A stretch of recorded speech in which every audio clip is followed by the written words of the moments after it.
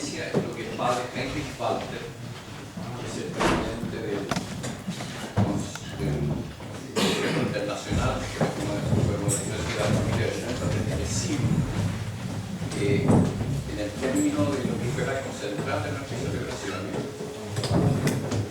un discurso que es muy cortito, que también circula, pero que también lo que tuvieron la posibilidad, que salió publicado en la revista Vínculo, y él en 3 conceptos definió lo que debería ser nuestra postura hacia el futuro, que coincidentemente el Papa de alguna manera también lo toca, y él lo hace una semana después. Yo creo que ellos no se pusieron de acuerdo respecto a lo que iban a decir, pero es muy interesante porque habla sobre, uno dice, el padre Heinrich, elegimos el camino de la santidad, y el Papa también lo dice, cuando dice, si hay algo en que me pueden ayudar, es que sean santos. Lo voy a citar textualmente después. El padre Heinrich dice un segundo aspecto importante: vivimos vínculos fuertes y auténticos. Y el Papa nos habla de la cultura del encuentro, la cultura de la solidaridad. Eso es realmente muy interesante. Y el tercer aspecto también dice el padre, lo podemos desoír, nos enfrentamos a una decisión misionera. Es el llamado de una manera como respondemos a esa riqueza que tiene Schoenstatt, poder aportarla a la Iglesia. El encuentro con el Santo Padre, que es lo que nos interesa para que podamos después también poder trabajarlo a través de la dinámica, se estructuró en base a 5 preguntas. 5 preguntas que correspondían a los 5 campos estratégicos que se definieron con mucha anticipación en Schoenstatt, que fueron a la vez reflejo también de lo que se hizo en lo que se llamó las carpas de la alianza, que en definitiva no terminaban siendo carpas, sino que eran espacios en donde se presentaban los distintos proyectos apostólicos o emprendimientos que Schoenstatt realice, y que deben haber muchos más, y que eran en el ámbito de la familia, de la pedagogía, de la juventud, del nuevo orden social y de iglesia. Y al final yo creo que la idea primaria era que en torno a Schoenstatt en el barrio hubiesen habido carpas y que ahí hayan habido módulos donde se presentaban distintos, entre comillas, estranos. Al final se terminaron usando las distintas casas o dependencias que hay en Schoenstatt, en donde en cada uno de estos ámbitos Schoenstatt presentó cuál era todo su fruto. Eso existe en internet, hay una página donde están todos estos emprendimientos, que realmente son muchos, muy variados, algunos son muy similares en los distintos países, y nosotros por lo menos en vínculos los vamos a ir presentando de a poco, y si no, los vamos a presentar en donde es posible encontrarlos. Entonces, dentro de estos 5 ámbitos se eligieron personas que al Papa le hicieron 5 preguntas. Yo tengo la impresión, y creo que es así, que el Papa sabía las preguntas, pero él improvisó la respuesta, sin duda alguna, de cosas que ya él ha elaborado. Y si uno lee los documentos del Papa, va viendo que hay mucha coherencia en lo que él ha dicho, anticipa al anterior contexto, pero él vuelve siempre sobre las cosas más fundamentales. A mí en lo personal, si hay algo que me llama la atención del Papa, es que él ha puesto el acento en cosas muy simples de la vida. Sus mismos documentos no son grandes tratados teológicos. Me había pasado también que el anterior Papa empezaba a leer alguna encíclica y quedaba a la mitad y no seguía, digamos, mucha teología, digamos. En cambio, el Papa, así como habla, escribe despacio. Él ha llegado a decir en algunos documentos que si cada uno de nosotros se esforzara por vivir y hacer bien lo que tiene que hacer de ordinario, este mundo sería otro. Nuestro Padre lo ha dicho ya muchas veces antes, es vivir la santidad ordinaria y hacer extraordinariamente bien lo que de ordinario tenemos que hacer. Ya, y aquí vienen las 5 preguntas. Como le digo, yo voy a tratar de resaltar porque a mí me parece lo fundamental que cada una de estas preguntas que arrojan luz sobre lo que queremos trabajar también después de las distintas dinámicas que tienen 3 aspectos, ¿cierto? Lo que es el encuentro, lo que es renovar el corazón, el llamado a la santidad, y lo que significa ser un descentrado, según las palabras del Papa, y ahí está también todo lo que es la diversidad.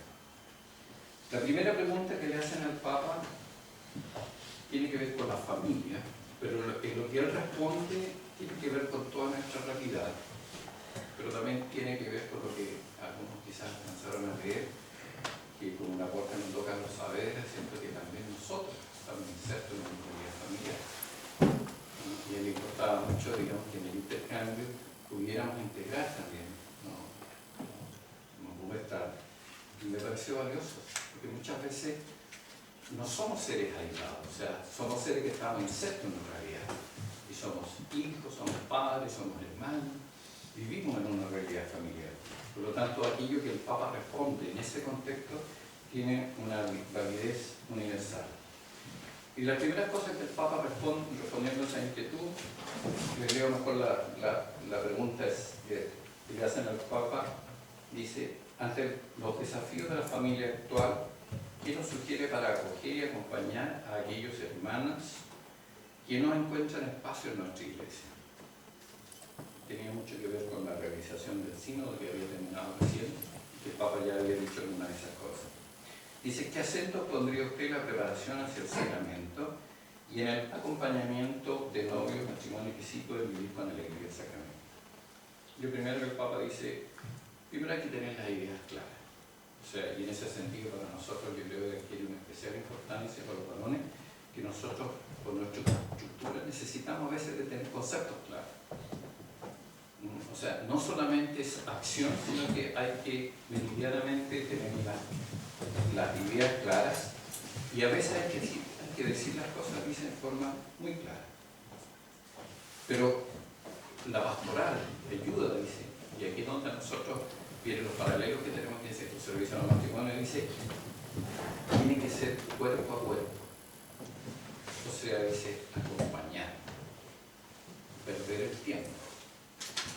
Y cita, digamos, a Jesús como que fue el gran o el mayor perdedor de tiempo de la historia, que estuvo junto a los apóstoles, perdió el tiempo con ellos, fue cercano, tuvo paciencia, pero estuvo acompañándolos siempre. Entonces quizás como una primera aporte para nosotros, el cuerpo a cuerpo, ¿qué significa en nuestra realidad de ramo? ¿Qué significa para nuestra realidad de grupo? ¿Qué significa cuando a veces queremos crecer, pero cómo lo hacemos? Y muchas veces quizás podemos caer en una cosa mucho más intelectual, y el Papa dice, es acompañar, es estar ahí, es permanecer muchas veces en silencio y poder servir esa vida que Dios nos regala, y poder estar disponible para el otro, para las necesidades que el otro tiene. Yo diría, eso es como de esta primera pregunta, quizás lo que más queda y lo más relevante, que nos ayuda a nosotros en nuestra dinámica, en nuestra forma de ser, de actuar, es el acompañamiento cuerpo a cuerpo. Nos habla de la cercanía, pero nos habla también del mundo de los vínculos, nuestro lenguaje, ¿cierto? Es estar, digamos, el vínculo, es esa relación, dice el Padre, cargada de afecto que yo tengo con el otro. Ese es un mi hermano de grupo, con mi hermano de rama, con aquellos que quisiéramos tener más cerca. Una segunda pregunta tenía que ver con la relación con María. Y aquí realmente fue magistral. Dice, ¿qué rol juega para usted María en la renovación de la Iglesia? ¿Cómo puede la vinculación a la Virgen María enriquecer el camino a la evangelización? Esta frase que ahora en tiempo de Navidad ha salido mucho en colación, dice, María es la que sabe transformar una cueva de animales en casa de Jesús, con unos pocos trapos y una montaña de ternura. Y ella es un duelo principal, digamos, el rol de María, madre, pero es madre porque te trajo a Jesús. Y después citó algo que hizo una pequeña introducción de algo que en Argentina dice que se usa mucho un término que en el momento puede ser que haya sido un poco dura en el lenguaje. Y habló de que el cristiano, y también nosotros, digamos, no tiene derecho a ser huérfano porque tiene madre. dice, y nosotros tenemos una madre. Una iglesia sin María es un orfanato. Y después dice, ninguno de nosotros, o el cristiano, no tiene derecho a ser o considerarse un guacho. Explicó, mucho, digamos, que en Argentina era un término que se usaba muchas veces y que quería explicar, digamos, la importancia de este vínculo con María, y que nosotros de ninguna manera podemos llegar a sentir que somos huérfanos, que estamos solos, porque tenemos una madre. Y esa madre nos acompaña y nunca nos va a dejar solos. Para nosotros, eso resuena de una manera distinta porque tenemos una alianza. María es nuestra gran compañera. El Padre dice que la gran colaboradora y permanente del Señor en la obra de la redención es María. Y María y la vivencia con María tampoco nos invita a vivir una piedad como muy, por así decirlo, dulzona, sino que muy por el contrario, María está al pie de la cruz, María acompaña a Jesús. Por lo tanto, pronta para nosotros que tienen también en Schoenstatt esa presencia de María, de una Virgen que nos acompaña, también es madre, pero una madre que se las trae, o sea, una madre que estuvo al pie de la cruz, que fue capaz de ser la única que sostuvo la iglesia en los comienzos. Por lo tanto, el cristiano no puede agocharse porque tiene a María como madre, y ese sentimiento de abandono es, en el caso de un cristiano católico, no puede ser. Después llegó la tercera parte, que le tocó a la juventud hacer algunas preguntas al Papa. Dice, ¿cómo invitamos a otros jóvenes a compartir hoy una vida plena de Cristo? ¿Cómo seguimos valientes y creativos en esta actitud misionera? Y ahí recordó, partiendo de las primeras fases, el Papa Benedicto XVI dice, la Iglesia no crece por proselitismo, sino por atracción, por testimonio. Y ahí es interesante, o sea, ¿qué estamos haciendo nosotros para crecer? ¿O cómo lo hacemos? De las tantas genialidades del Papa, yo diría que no solamente nos habla, sino que en este encuentro y en otros documentos, él nos dice cómo hacerlo. Él nos sugiere el cómo, porque muchas veces uno dice, ya, pero ¿cómo? ¿Cómo lo hacemos? ¿Cómo aprendemos esta acción? Entonces, el Papa no solamente nos da la motivación inicial, sino que también nos indica el cómo hacerlo. Entonces dice, basta de proselitismo, quizá basta muchas veces de palabras, sino que de testimonio. En definitiva, lo que más convence, lo que más puede llegar a ser atractivo para los demás, es que puedan decir, a mí me interesa hacer, ¿qué tienen estos de distinto?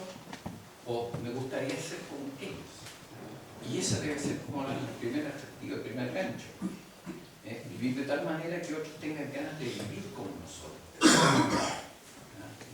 Nuestra fe o la forma en que vivimos nuestra fe, valga la redundancia, tiene que ser algo alegre. No podemos ser santos chistes, no podemos ser personas que vivamos amargadas. A lo mejor en el día a día, en la batalla diaria por vivir, creo que la vida nos lleva por delante. Anoche, en un momento de oración que tuvimos en el santuario, uno de la federación leyó un poema que había hecho que hablaba sobre la importancia de detenernos en el día a día a escuchar la naturaleza, a admirarnos de la creación. Pero por otro lado decía, en el día a día, en el caso de Santiago, que en Santiago me es imposible. O sea, la vida me lleva por delante, me tengo que subir a un ritmo de vida que no quiero vivir. Pero quizás lo que más ha perdido el hombre actualmente es esa capacidad de admirarse de lo pequeño, de aquello que nos habla de una realidad mucho más importante. Entonces, la importancia de detenernos, la importancia de poner el acento en aquellas cosas que vale la pena. Dice el Papa también, no somos salvadores de nadie, somos transmisores de alguien que nos salvó a todos, y obviamente hizo el vínculo con Jesús. Por otro lado, ¿cómo anda nuestro testimonio de vida? Me proclamo cristiano y vivo como pagano, que es la coherencia, porque es el coraje, digamos, y para que tengamos esa opción, digamos, que es a vivir en forma cristiana, creo que es una opción de vida en definitiva. O sea, cualquiera que quiera vivir en consecuencia como católico, como cristiano, también para nosotros como schoenstattianos, es un desafío. O sea, y es tener que estar dispuesto a renunciar a muchas cosas. tenemos que ser esa interrogante irresistible con nuestro testimonio, con nuestra forma de vivir. Y aquí una frase que le dice directamente al movimiento, que seguramente es quizá de las cosas que más han quedado. Dice: un movimiento eclesial que no sale en misión, siempre esta impronta misionera, es un movimiento de exquisito. Y lo dijo con su acento así, quienes escucharon ahí, que es distinto verlo a escuchar su acento cuando dice exquisito. Y dice: y a lo más, en vez de ir a buscar ovejas para atraer o ayudar o dar testimonio, se dedican al grupito a peinar ovejas. Dice: son peluqueros espirituales. Tal cual así. Y tiene consonancia con lo que él había dicho antes, ¿cierto? Estos pastores con los ovejas y alto. Entonces, y va incorporando como otros elementos en esta misma mirada, en esta misma perspectiva, digamos, ¿cierto? Y claro, quizás cuántas veces nosotros en nuestra realidad, en nuestro grupo, estamos tan gratos de que no quisiéramos salir, ¿no? Porque nuestros comienzos son interesantes, lo pasamos bien, qué sé yo, arreglamos el mundo, pero no estamos dispuestos a dar un paso más allá. No queremos salir y, como dice el Papa, nos dedicamos a peinar las ovejas, así, digamos, porque es grato estar ahí. Tenemos que salir de nosotros mismos, salir en misión, salir del camino, somos caminantes. Se sale, dice el Papa, también para dar algo. No se sale solamente para hacer un tic, estoy haciendo apostolado, digamos, tengo que hacer esto, el deber ser, el tener que hacer, sino que se sale para dar algo, se sale en misión. Y ahí dice: bueno, y para hacer esto y para tener un respaldo, tienes que rezar. Somos portadores de algo, pero ese algo es una fuerza espiritual, es nuestro vínculo con Dios, con Jesús. Reconocer que dentro de nosotros está el Espíritu Santo, que es el que nos da la fuerza para ir adelante, por lo tanto la importancia de la oración. Pero la oración también con tiempo. Muchas veces una de las cosas principales que uno quisiera tener en su vida es tener claridad respecto a lo que Dios quiere de cada uno de nosotros. Y ese sin duda alguna que es un gran regalo de Dios. Pero para poder tener ese regalo de Dios, para poder captarlo, yo tengo que estar en sintonía con Él. Entonces, ¿qué tanto tiempo le dedico a la oración? ¿Qué tanto tiempo dedico a la meditación? ¿Qué tanto tiempo le dedico a poder escuchar a Dios? Una experiencia, yo creo que lo contaba en una reunión, quizás en los madrugadores, nosotros en Rancagua, le dejamos siempre un espacio importante de adoración, pero en silencio. Dentro de la misa que se realiza después del post-comunión, hay 15 minutos de adoración al Santísimo en silencio. Y ese es el espacio que queremos dejar para que Dios hable.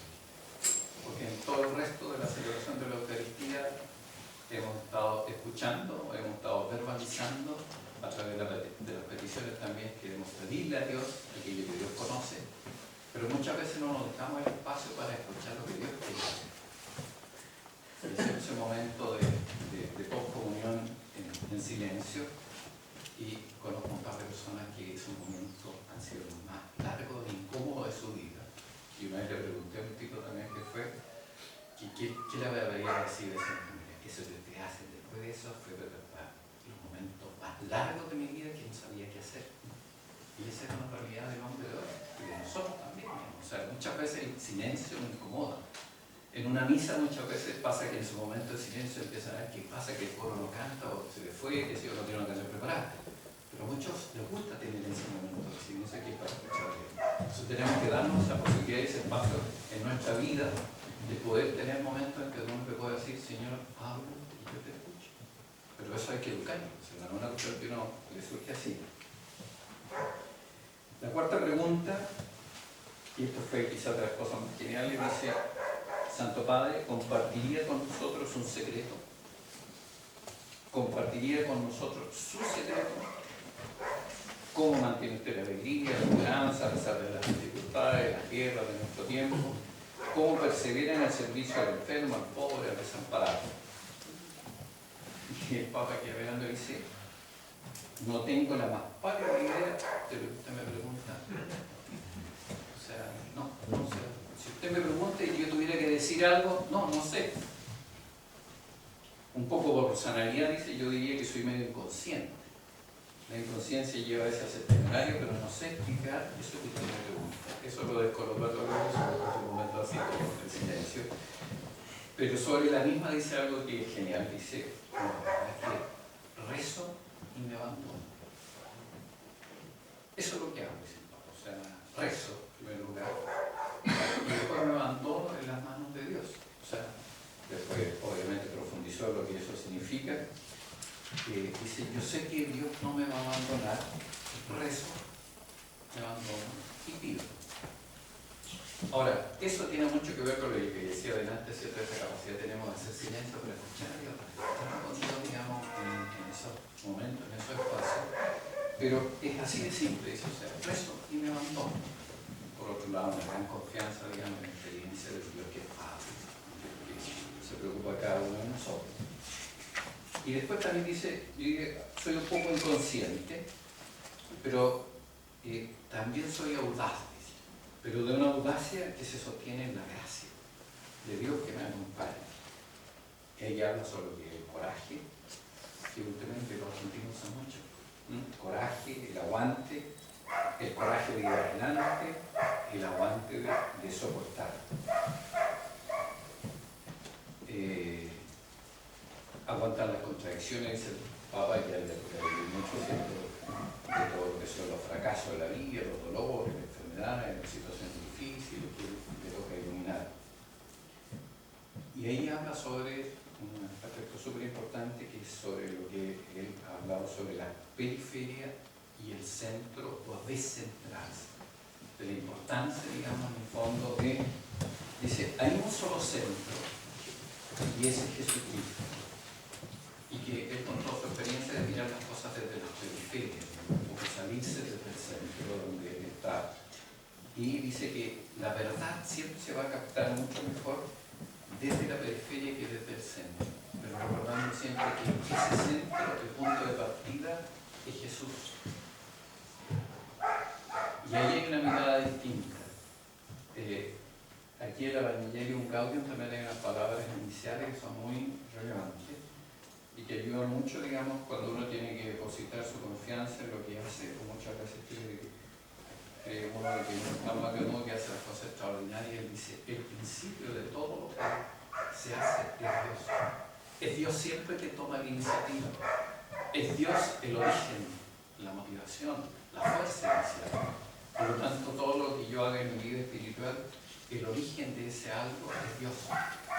Y es Dios quien me sostiene, es Dios quien me impulsa, es Dios quien me envía.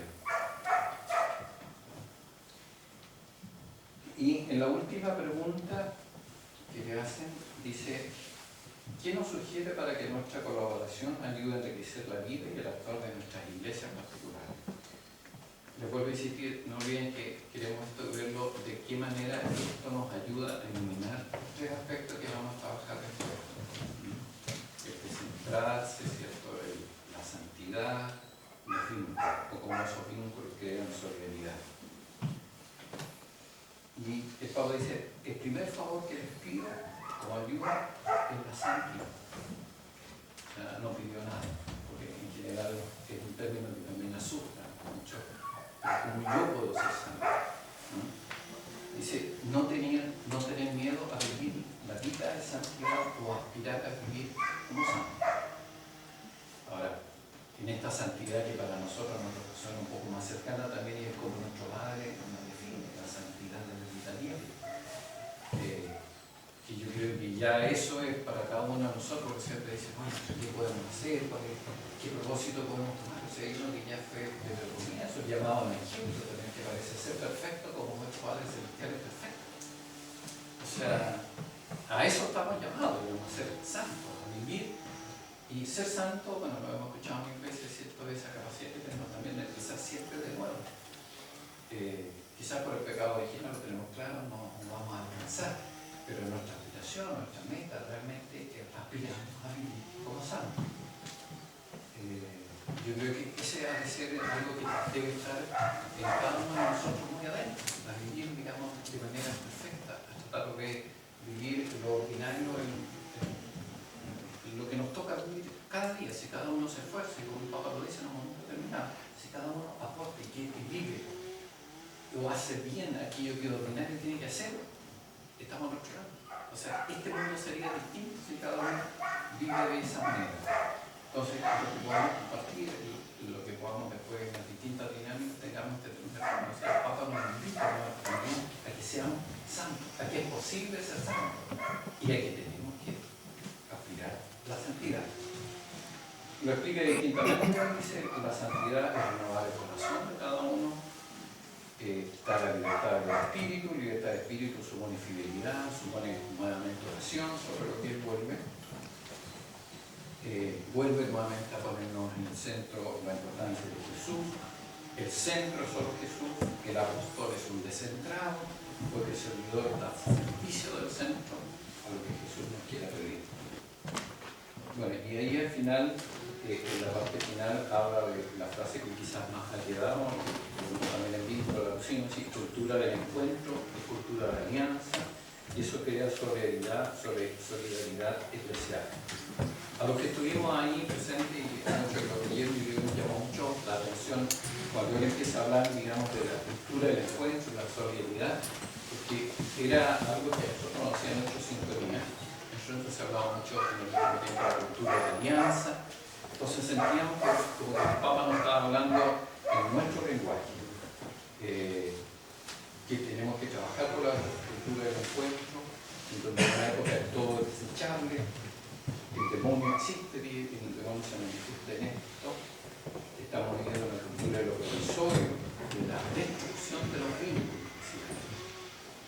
Y creo que eso nosotros lo vivimos. El Padre fue el profesor de esto, y él habló, digamos, de la importancia que el cultivo de los vínculos en todas las dimensiones, arriba, hacia abajo, hacia abajo.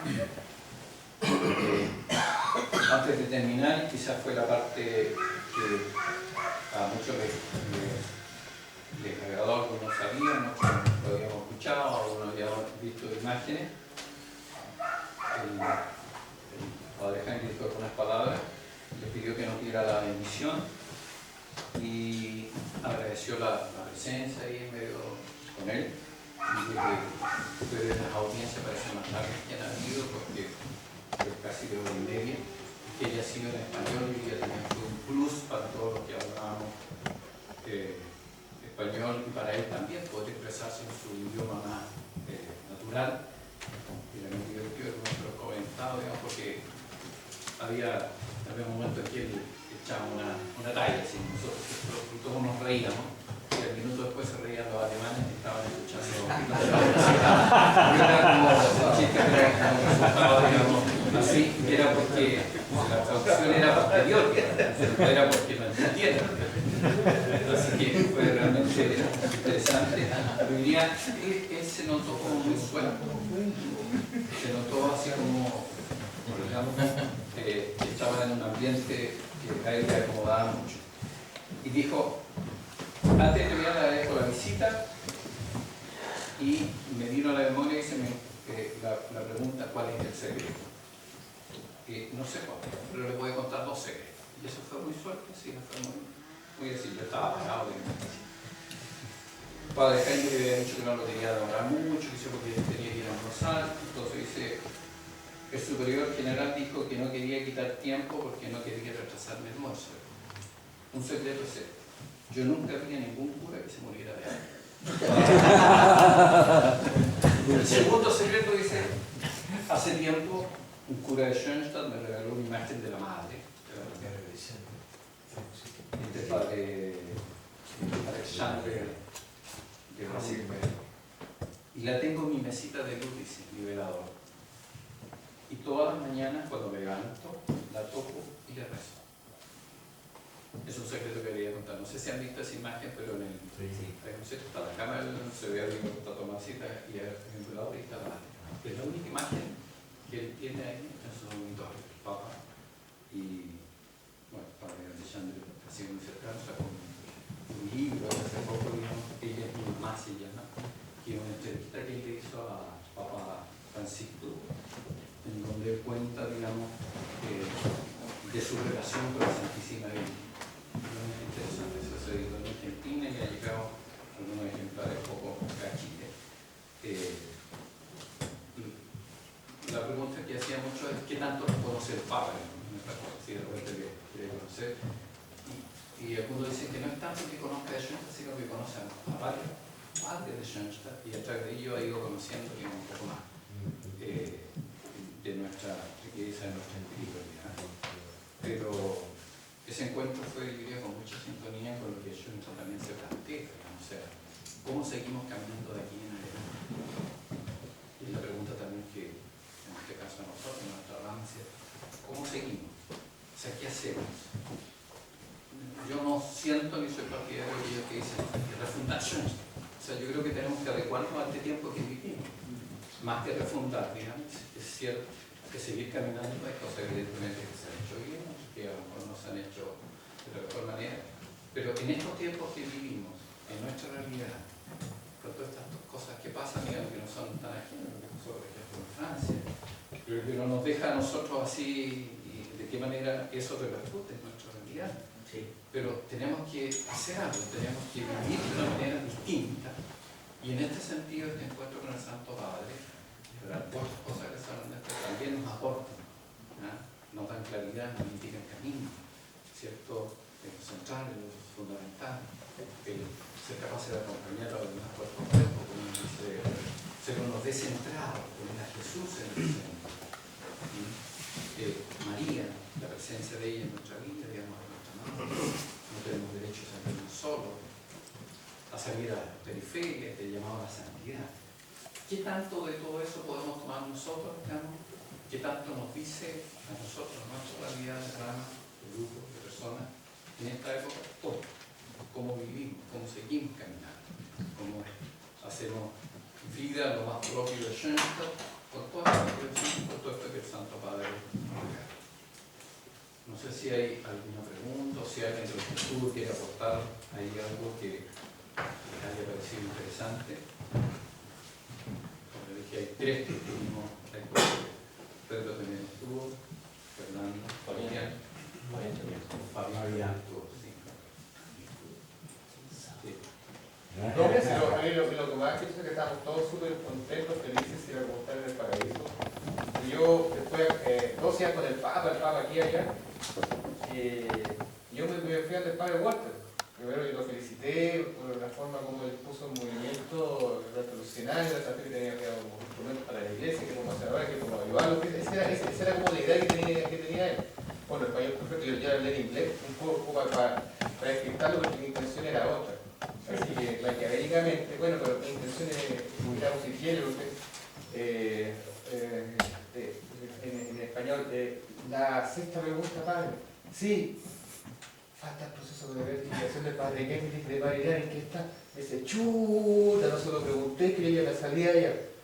Era más como así. Le dije, oiga, pero fuimos cenando, nos merecemos algún regalito, pienso la papa, el cardenal de Francisco Feja de al lado del Papa, abriéndole la puerta y guiándolo como maestro de ceremonia. Así me ocurrió, yo salía a fumar, vi de otra perspectiva, que estaba con los mismos guardias, no con los que andan con las latas, sino con los que andan con los pistolotes. Aquí al lado, unos tíos allá, que eran como de... parecido a los de la CIA, como esta onda. No, con uniformes suizos. No, con uniformes suizos, eso era para los fotógrafos y todo lo demás. Y como me puse a fumar con ellos, estaba más viendo otras cosas que... Bueno, yo también soy heterocobuche, ¿no? Sí. Y eso fue como más todo lo que tú has dicho y has nombrado. Era como eso, el mensaje en sí, de cumplir 100 años y de alguna manera como que todos estábamos en la misma onda. Era parecido a lo que vivimos el 31 de mayo cuando fueron los 50 años aquí en Chile, ver gente de todos los países que estábamos en una sintonía común. Eso fue lo que bueno, y agradecido también por haberlo vivido. Yo también, así como tú, yo soy antes de partir para allá, no tenía pensado. Y aportar eso, lo que se ha sido redondito todo, si se verifica y se verifica material y todos quedamos contentos. La leyenda de la torta ha sido esa para haber hecho una combo ahí de... Siempre de eso, una una carta que llegó después de que el Papa lo eligieron. Es una carta del superior de los padres, es una relato del superior de los padres en Argentina, padre Estrada, parece que. Ellos tenían invitado a la comunidad argentina al arzobispo de Buenos Aires a un encuentro. Ellos siempre invitan gente. En este caso ellos iban a ir donde el arzobispo, que era de Lourdes, ¿no? Y eso fue en enero en febrero del año pasado. En febrero del año pasado. Y este encuentro se produjo, el padre Estrada creo que fue a decir, padre, usted está haciendo la maleta para irse al cónclave, entonces queremos liberarlo del compromiso. Entonces le dije, no, vengan, no. Entonces hicieron el encuentro con el cardenal Bergoglio, y cuando lo iba introduciendo el padre Estrada, si no me equivoco,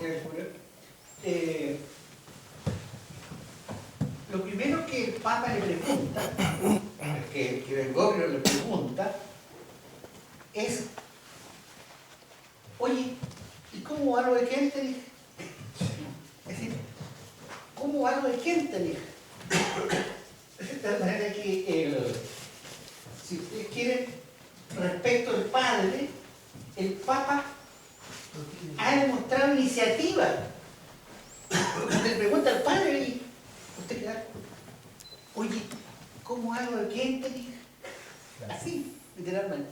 De tal manera que cuando tú planteaste eso, me acordé de esa si tú quieres, anécdota. Y incluso ahí habló de las ovejas, los pastores, habló de la oveja, habló en ese relato del padre. Le preguntaron a él qué cosas tenía, qué características tenía que tener el próximo Papa. ¿Tú conociste esa nota?